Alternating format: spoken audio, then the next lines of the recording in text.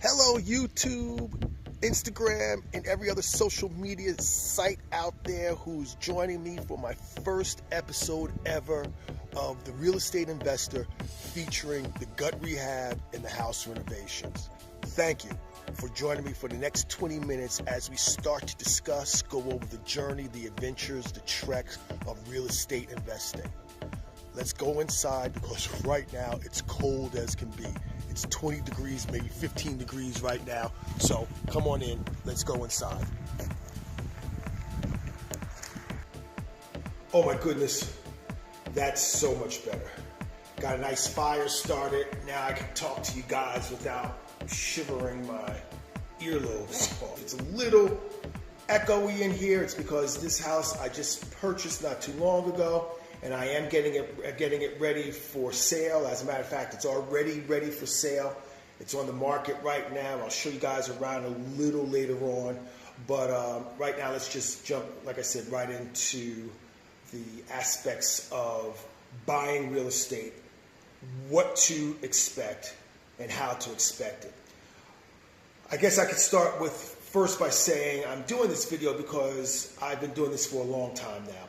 And I've come across many people who've asked me, Calvin, how do you go about buying your property? Where do you buy it? How do you buy it? What are the pitfalls? What are the obstacles?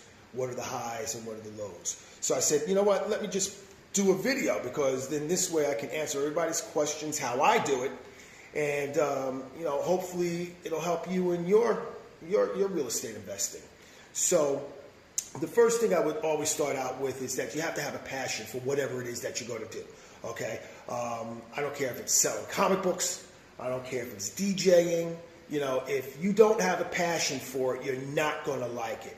So you got to have a passion for it. Now, if you're, just starting out on this trek and you're not really sure about if you have a passion for it or not, that's why you're asking me. That's why you're coming to this video.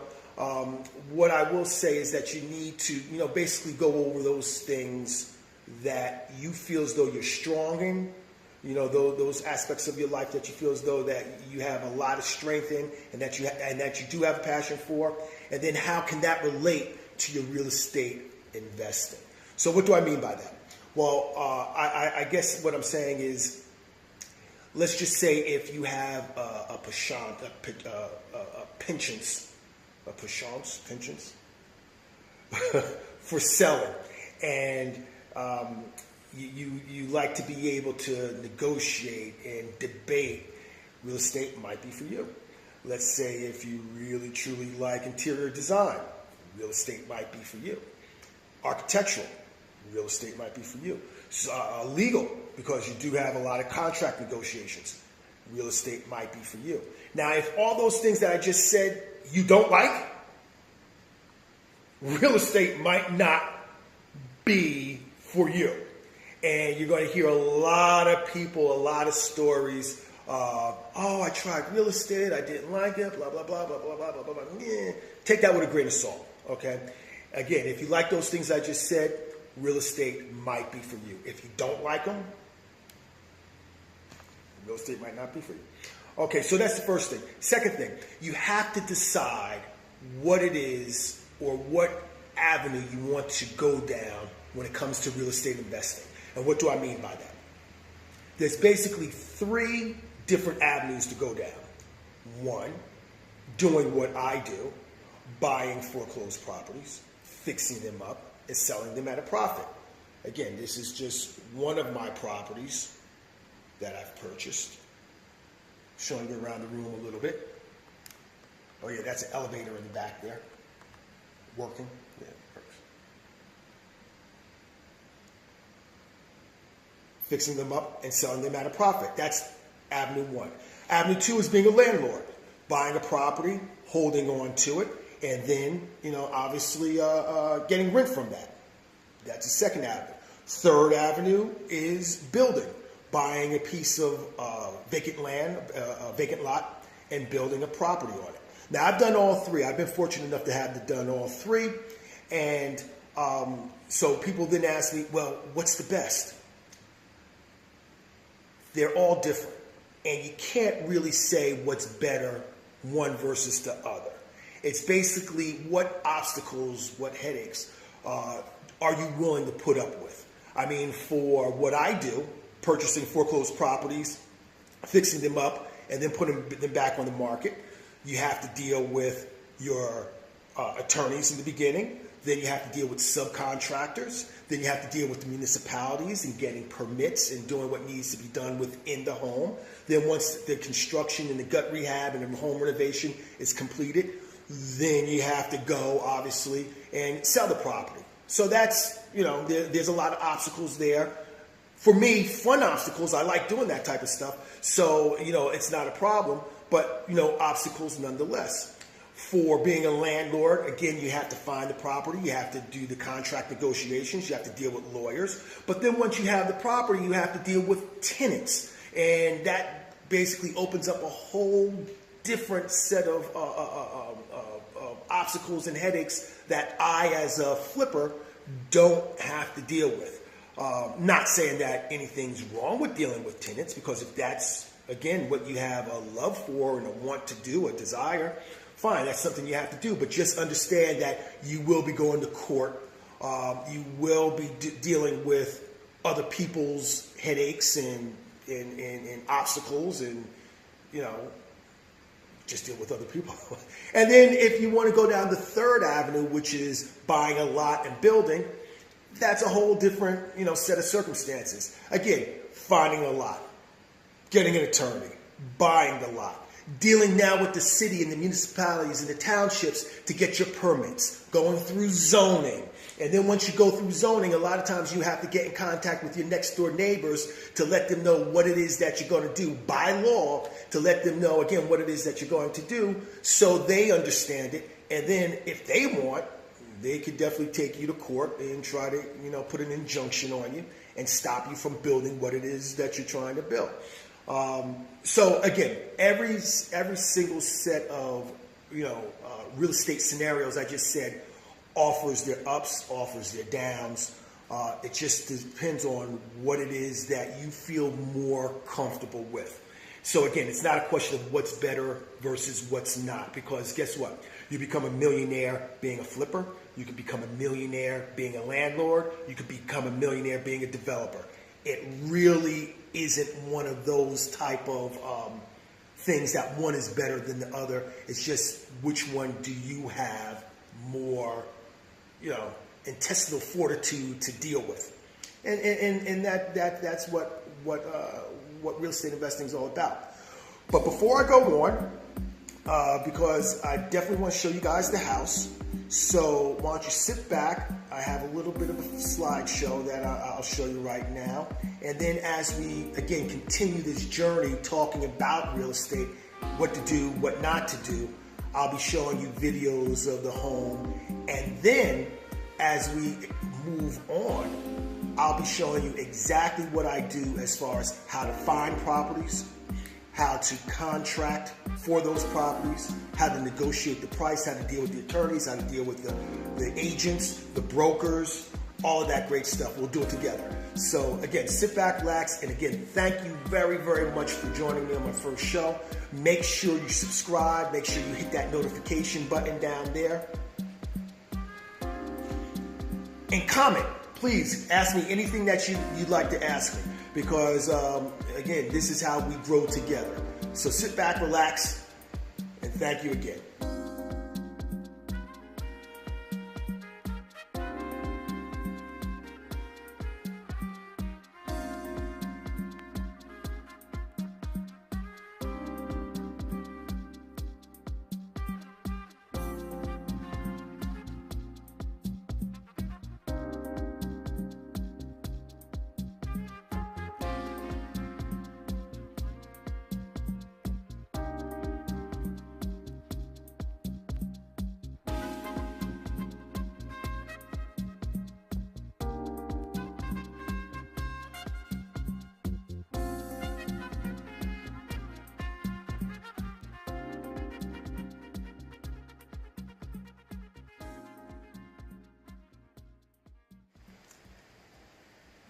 Hey everybody, I hope you like my little montage of the house and the pictures, a little slideshow.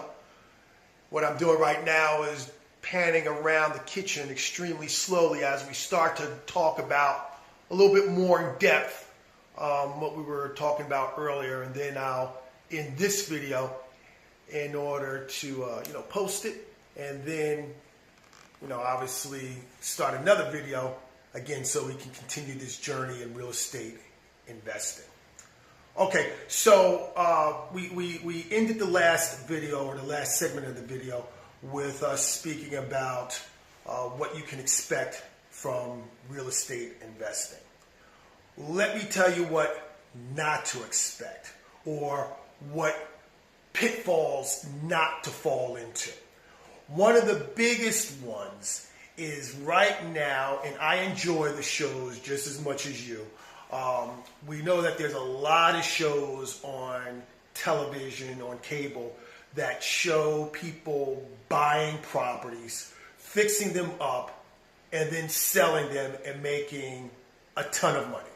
And it seems as though through the power of production and video editing that they're able to purchase a video through the auctions, within 2 days, be in that house by the end of the week, fix the house up within 4 to 6 weeks, and then sell the property in a week and make 30, 50, 70% on their investment within 8 weeks' time.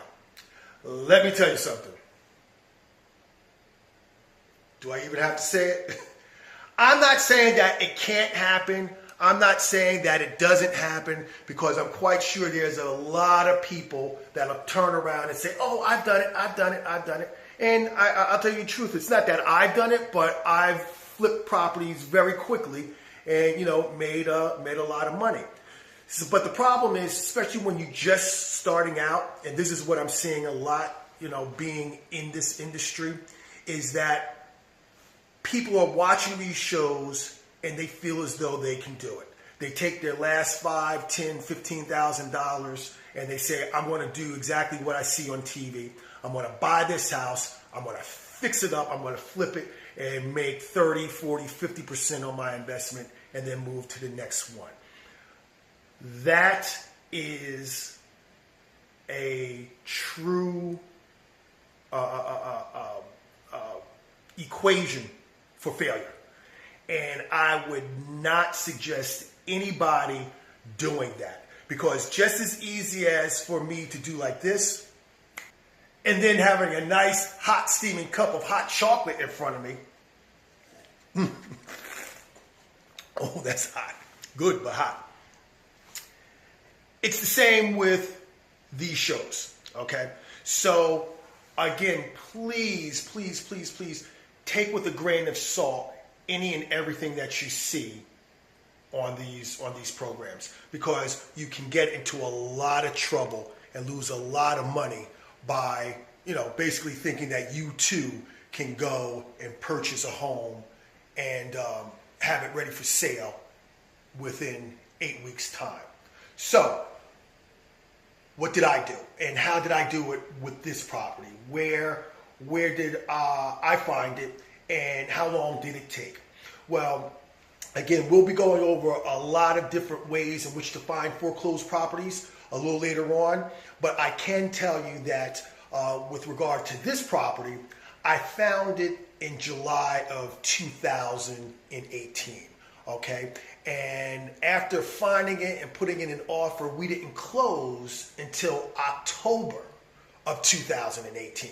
So we're talking about all of what? July, August, September, October. That's 4 months that it took just for me to acquire the property. Then once I acquired the property, immediately I went into the rehab mode, rehab and renovation mode. So that took all of November, December, January, and now we're in February right now.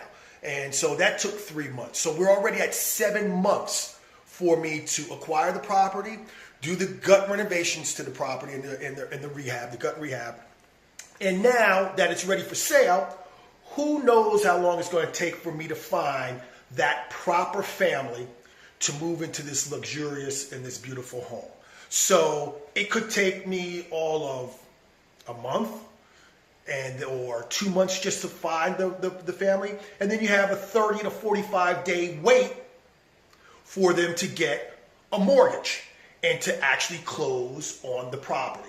So I'm already at 8-9 months easy within, you know, the parameters of buying the house, finding the house, buying the house, fixing the house up, and selling it. So that's what you guys should really think.